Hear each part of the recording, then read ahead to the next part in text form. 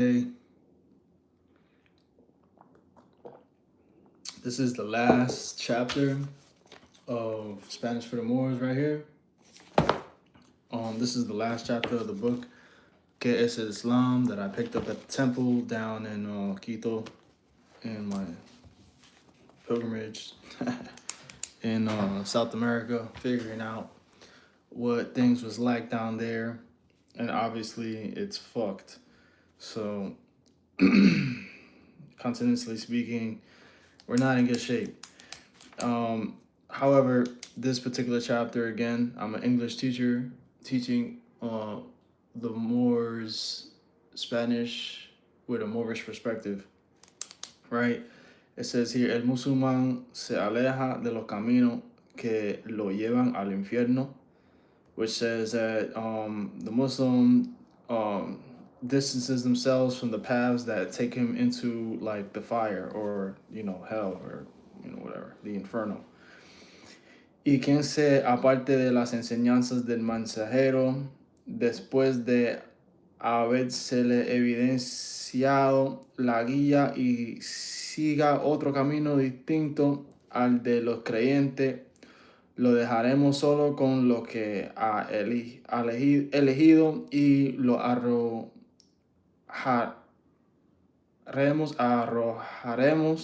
al infierno. Que mal fin.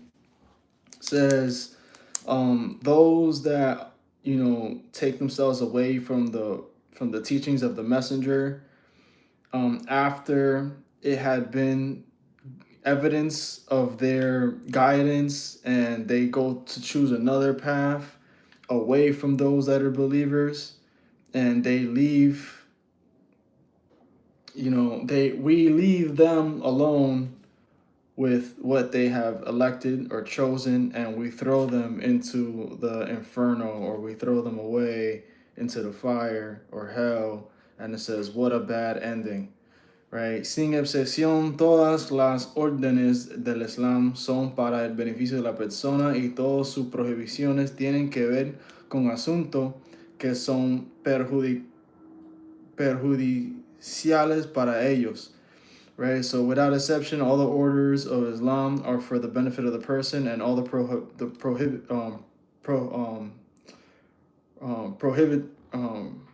prohibitions have to do with affairs that are damaging for them. Los principios principales, palabras y acciones prohibidas del Islam es el idolatría o shirk. Says that the number one main thoughts and words and actions that are prohibited in Islam is idolatry or polytheism.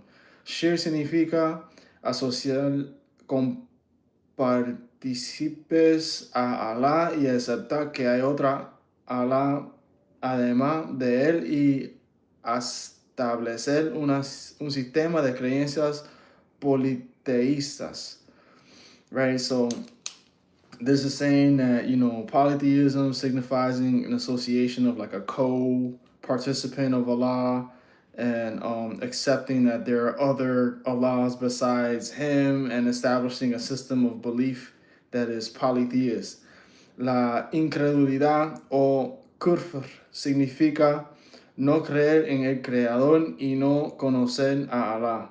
So it says that the incredulity or the disbelief, or kufr, signifies to not believe in a creator, and to not get to know the Most High God. Tanto la idolatría como la incredulidad hacen parte de los principales caminos que llevan al ser humano al infierno. So it says, just like idolatry, the incredulity is a part of, or disbelief is a part of the main principles that lead people to go into the inferno, right? I see a big old yo in the comments. Yo, what's good? Right, and then here we have, el Islam también prohíbe que, a pesar de haber creído una persona, no se atenga a los límites de Allah, no le importe pecar no le dé vergüenza, pecar abiertamente y um, alarde, alarde sobre ello. Y no se arrepiente después de haber cometido un pecado, es decir, que sea indiferente al pecado. So it says that Islam prohibits, despite having a person not um uh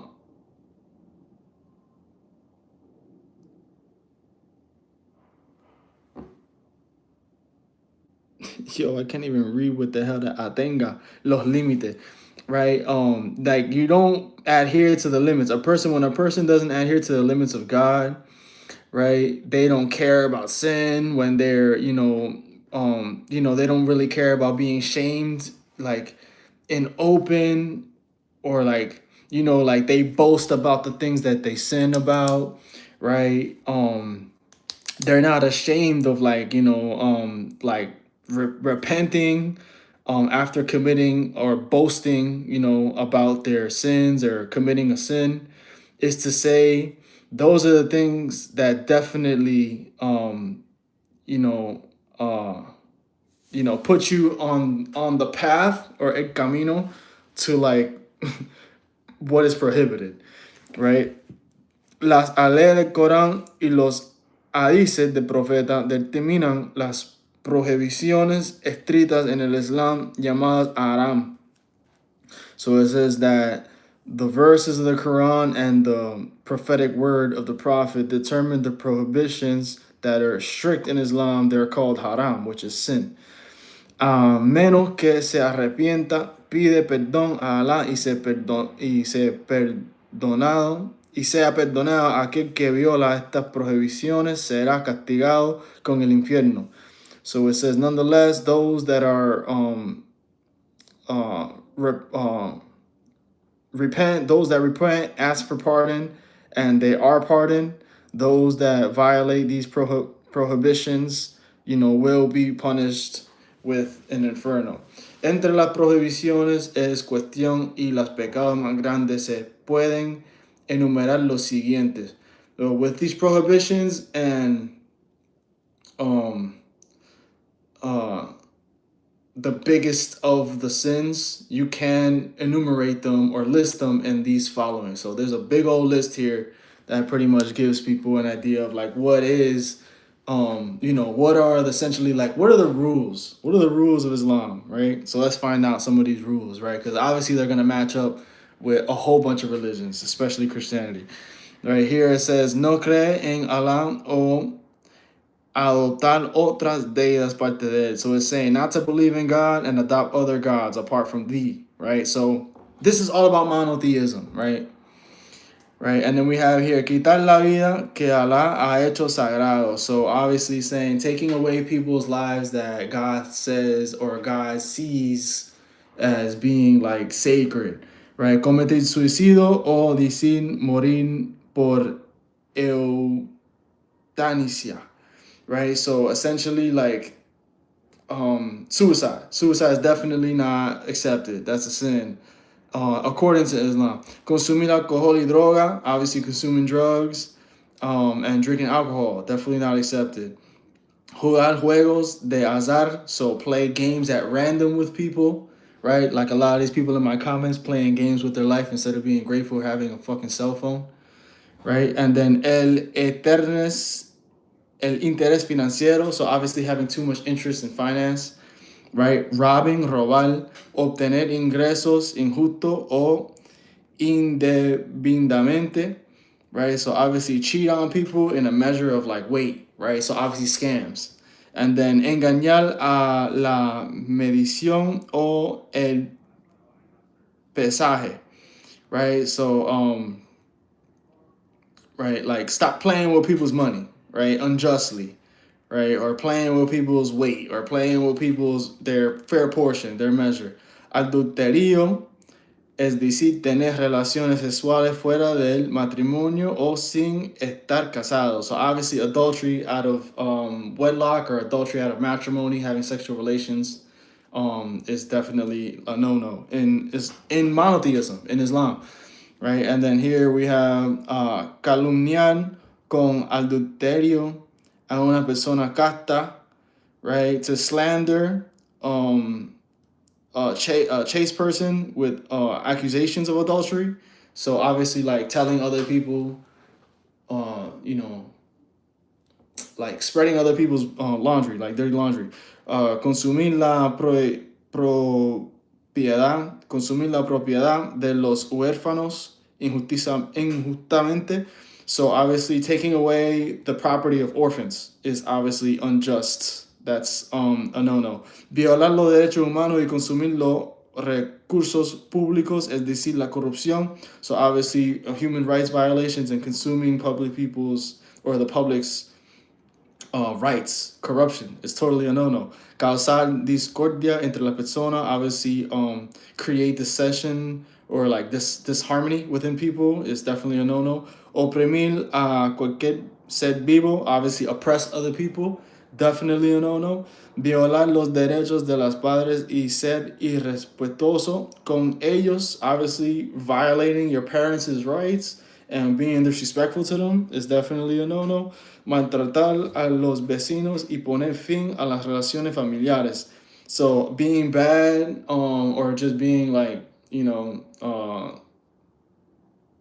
treating your family and your neighbors in a negative way is definitely a no-no, right? Messing up those relations.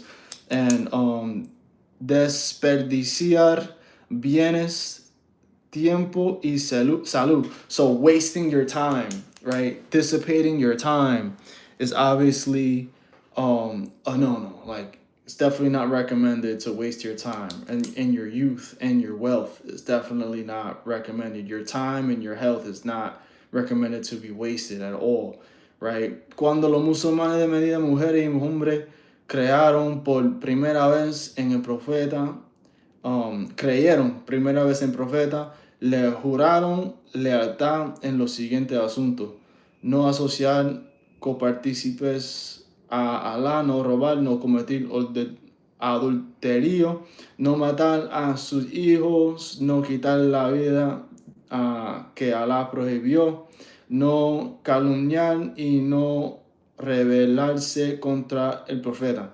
So it's saying that when Muslims in Medina, women and men, put their faith in the Prophet, they took an oath of loyalty and to follow to continue with the following, to not associate any co-parties or co-participants in Allah, not to rob, not to commit adultery, not to kill your own children, not to take away the life of one that God feels is prohibited to, not to slander and not to rebel against, the prophet. Es posible decir que estos principios protegen a la persona principalmente del mal y del infierno. So it's saying that it is possible to say that these are the principles that protect people principally protect people from evil and the infernal, so to speak. De hecho, muchos de los comportamientos que preparan para un mal destino como el infierno son causados por la incredulidad y el mal carácter. So, in fact, much of the behaviors that are presented for a bad destiny come like hell or the fire are caused by disbelief and bad character. Debido a esto, el Islam señala que actitudes como la hipocresía, los ostentaciones, la arrogancia, el orgullo, la envidia, los celos, la tacañería y la obstrucción del bien requieren castigo y tormento. So it's saying, due to this, Islam is a signal to the attitude, like, giving you a clue of what is hypocrisy, what is ostentation, like fake luxury life, like showing off that you're like, superstar when you're not. Arrogance, being prideful, envy, jealousy, being cheap, and also obstruction of these are all obstructions, it's saying that that require punishment, and they come with torment, right? So yeah, tacañería is definitely not a good thing, right? Tacañería is like holding out on others, essentially, when you could help them. El musulmán debe controlar sus manos para mantenerse alejo de los delitos que se cometen con ellos, como la violencia y el robo y la extorsión. So Muslims should control their hands to maintain far away from these, errors, and don't commit don't commit violence, don't rob, and don't extort. Debe proteger su lengua para no cometer errores originados en ella como la calumnia, el chisme, la mentira y el perjurio. So you should protect your tongue, right? To not say slander, right? This is originating from such as, things like gossip and telling lies and prejudice. Asimismo, es responsable de proteger su parte privada, es decir, vivir una vida casta, evitado el adulterio. So it's saying just by doing this, you're responsible by protecting your private parts. And it's to say also to live a life that avoids adultery, right? Which is totally contrary to what we're seeing in modern day with social media and stuff. El profeta afirma lo siguiente en un hadiz: el fuego está rodeado de todo tipo de deseos y pasiones, mientras que el paraíso está rodeado en todo tipo de cosas indeseables y que disgustan al ego. Right, so it's saying that, the prophet affirms the following hadith, that hellfire is surrounded by all types of wishes and passions, while paradise is surrounded by all types of undesirable and things that are unpleasant, like your ego. So obviously, living the righteous path is not going to be easy, right? Por tanto, el camino hacia una vida tranquila en el más allá y la salvación eterna, lejos del infierno, se traza a través de la fe y la paciencia, la perseverancia, la sabiduría, la previsión, la virtud y la esperanza. So, all in all, the path, el camino, is a life of tranquility in the hereafter, and salvation that's eternal, that's far away from what is considered the inferno or hell. It is drawn through faith, patience, perseverance, and wisdom. And it's a forecast of virtue and hope, right? So, as always, this is one of the first books that I knocked out completely in totally in Spanish, right? So as you can see, right, I had all my notes here, right? I'm not a Muslim, bro, but I definitely understand that there's an aspect of a culture and an aspect of a past that I am, staying in touch with and doing my best to teach. And I'm a teacher by trade, profession, and work. Personally, myself, like, after reading this book, I realized that there's so many people within this so-called religion of Islam that's like so contradictory, but that stands for, I guess, every religion nowadays. Like, there's all types of Christians, all types of Catholics, all types of religious people in general that are just totally like not about what the religion even is supposed to be. Like, from the things that's being taught in these holy books, a lot of it is not really being like, walk the walk. Everybody talks the talk, but they don't really walk the walk. So ultimately, with that said, right, it's just kind of sad, like you got these people in America talking about, throwing around the word Islam, and all this other stuff. But, it takes a really, really apt mentality to be able to like bust out of that, be financially free, be financially stable, hold up a family, be able to keep away, um, this lingua franca, this complete engulfing of legalese without, going off the deep end and just crashing out on people. Like honestly, so Islam is beautiful, but it's beautiful from a cultural standpoint. It's beautiful from a chronological order of like how civilization has developed. But as a religion, I wouldn't necessarily push it on anybody or like really, really like recommend it like that on anybody. It's just like it's a beautiful aspect of life that everybody can learn from and everybody can adopt. Just like you can learn a lot of things from Christians, just like you can learn a lot of things from Hebrew believers, you can learn a lot of things from Buddhists, you can learn a lot of things from everybody that's essentially in a religion. However, Islam is a very encompassing culture. It's not just a religion, right? And obviously, like the prologue of this book really is talking about, um, it's about your adoration to your good character. So essentially, that's what Islam is kind of supposed to be. That's what all religion is supposed to be.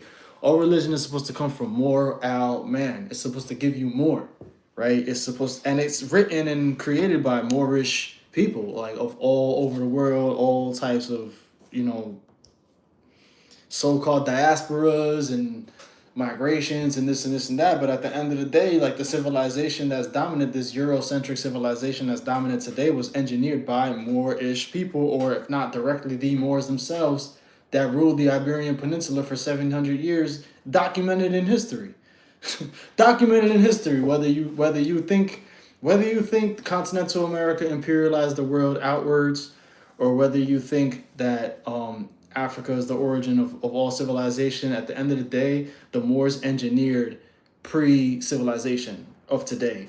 Pre-modern day civilization, the Moors engineered the majority of that. They wrote the laws and were very heavily invested in trade. Very heavily invested in trade. It just like, how could you possibly even wear these clothes and have so much cotton around the world without knowing these essentially like routes, these infrastructures, especially by way of maritime or mariners, right, through the seas of commerce. So yeah, I really hope that these teachings and this book and all of these Spanish for the Moors, here on out into the future, to those that tap in with me and follow. Hope that you really enjoyed this. But at the end of the day, like I said, there's a lot of things that I don't necessarily agree with that's in this religion. And there's a lot of things that I find extremely beautiful that's in this religion. So yeah, this is here's the cover. Que es Islam. It says right here, presente del Ministerio de Asuntos Religiosos sin volver comercial. Right, so this is not for commercial gain. It says here at the bottom, it's not to be sold for commercial gain. It's presented by the Ministry of Religious Affairs or Religious Assumptions, right? And moralidad, right? Misericordia, moralidad, buen carácter, and almsgiving, zakat. Like that's another thing too that I don't really necessarily agree with in this book. I mentioned it in a video earlier today.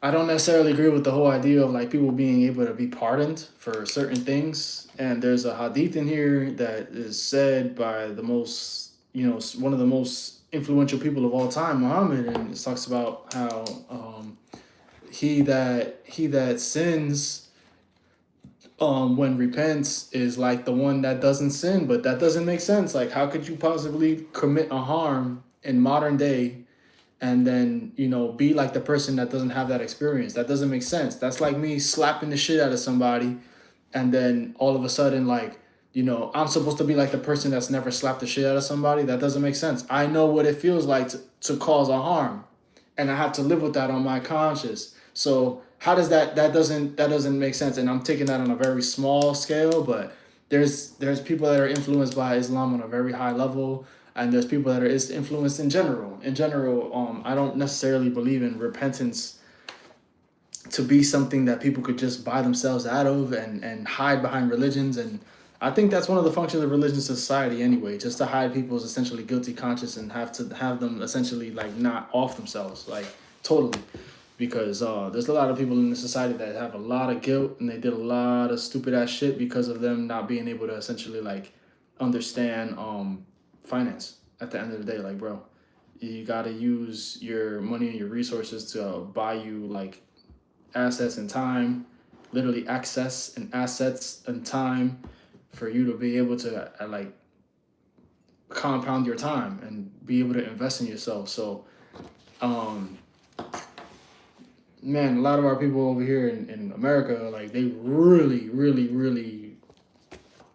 struggle with a lot of the principles that are in this book. But at the same time, when I consider the aspects of justice that are being done continentally in this particular time right now, especially with like what happened in Venezuela, and you see like all of those people in South America, like across South America, not just in Venezuela. There's people in Chile, Argentina. There's people in Florida. There's people in freaking Minnesota. There's people all over the continent that's literally celebrating the fact that there was some sort of justice that happened. And it's just kind of whack that it takes so long for like progressions to happen despite there being so many casualties over so many years, contrary to the Monroe Doctrine, which is wild, wild. And if you're not familiar with the Monroe Doctrine, it talks about the in the 1800s there was no more allowance of like European colonization in this continent or in this Western Hemisphere. Yet you had people in South America exporting all types of resources out of these places to places like Switzerland, 13 tons of gold, petroleum, all types of resources, literally like taking away from the actual people that are from these areas. And I mean, what did these people do to deserve that? We're talking about 1492 to 2026. Like, what did these people do for 700 years of them to be, stolen from? Like, what is that? And how come these people today have to be, brought to beg for currency? So, yeah, like that's essentially like it's like it's crazy to me. Essentially, like there's a lot of aspects of Islam that I find to be like so beautiful, but it's just disheartening that people don't necessarily follow that example. Like there's a lot of Islam that actually like lives in America, but it's just not said to be an Islamic thing because, like I said, the Quran is a holy book, and you can't really like you can't just put God in an object. Like people try to objectify what God is, and they're not understanding that that's an oxymoron. That's crazy. That's like me saying that God is only one element. It's like one thing. It's only water. But we know that that's insane. Like, how could you possibly act like you know what God is when if you hold your breath for 30 seconds, you cannot breathe? That's an aspect of what God created. Like, there's aspects of realms that are so deep in creation that we're so arrogant that we think that we can put a creating force into one book or one word or name and tie it to a bunch of history, and it's like it's impossible. Like, come on, man. Like how you like come on, man. That's crazy. It's like it's insane. It's like trying to buy air. It's like trying to buy air and trying to like literally like burn an ocean. It's like, dude, like you guys are out of your mind. So yeah, there's a lot of things within like the Western Hemisphere that project Islam from a justice standpoint. There's a lot of things in the Western Hemisphere that that people innately have, like morality, saying thank you. One of the things that I found to be like extremely beautiful was that the one that doesn't give thanks to another person is the one that doesn't give thanks to God. That was one of the things that it said that the prophet said, and I thought that was beautiful. You know, essentially like if you treat humans with gratitude, that's showing that you have a relationship with something higher, right? If you essentially like, you know, open your heart and you give um um I think it's called dua, or yeah, dua, something like that. Like when you completely like confess and you completely give like a heartfelt prayer, like supplication, completely, yeah, when you completely give supplication, right? Dua, yeah. When you give supplication and you pray like heartfelt, you know, and you actually speak and you believe that you're speaking to somebody or something. I thought that was beautiful. You know, there's people that do that all over the world, in Catholicism and all types of religions, you know. And you know, that we did a chapter here on the hereafter, which is a homophone for Messiah, Masaya, or Mashallah, God's protection, or you know, Christ. You know, belief in all the prophets. I thought that was beautiful, and you know, the belief in angels. That was another thing that was amazing too. Like angels, right? Angles of providence. You know, virtue, you know, diversity. You know, order, right? What is colloquially, you know, understood as or formally understood as an angel. Like it describes it not to be like some type of being with wings and stuff like that. So I thought that was pretty awesome. And you know, just to give some feedback overall, like this was pretty awesome. Being able to read a whole book on YouTube that I got in my travels and stuff like that. That was amazing. The next book I'm going to be looking at is The Alchemist, right? In Spanish. So I think this is a good book because it does mention more Moorish culture in it that a lot of us can learn from. And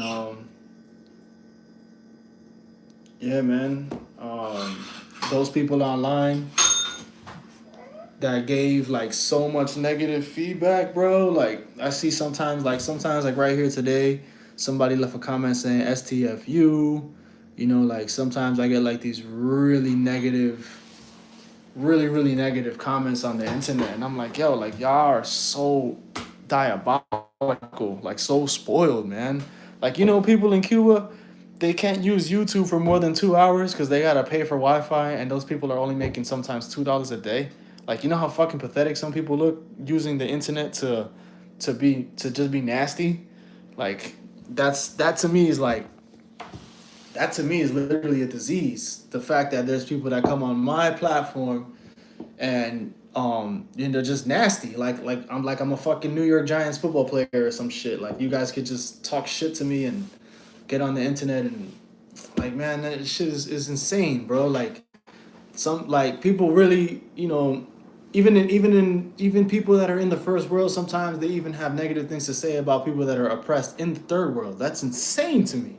That's insane to me. And like there's some sort of caste. But then there's also those that want to see you in a subordinate position, right, of oppression. And it's like just to gain their respect, or they want to see you melanated, or all this other stupid ass shit. Like you guys are, you know, some of these people on the internet, they're totally enslaved by their third dimensional realm. Like they're totally enslaved by the physical. They have no real attributes. You know, like they really have no true humility.